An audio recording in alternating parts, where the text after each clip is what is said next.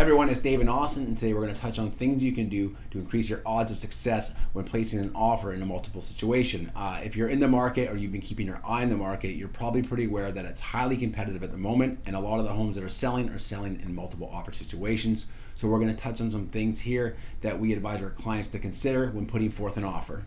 First things first, make sure you're pre-approved. Talk to a mortgage broker. Make sure your mortgage broker has all your documentations and has even provided you with a pre-approval letter.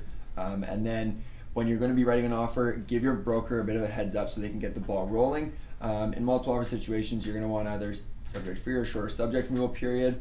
When you do that, you want to make sure you have your deposit draft in hand at the time of the offer.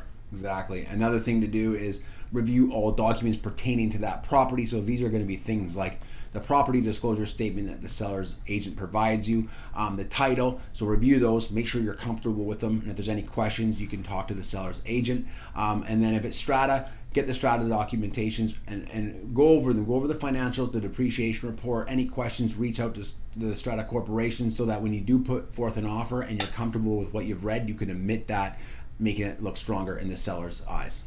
Another standard subject we always see is inspection. If this is the place for you and you're going to be putting forward a competitive offer, obviously discuss this with your realtor, but maybe prior to the offer submission time, you can do an inspection on the home to eliminate that from your worries and as well as eliminate it from your offer.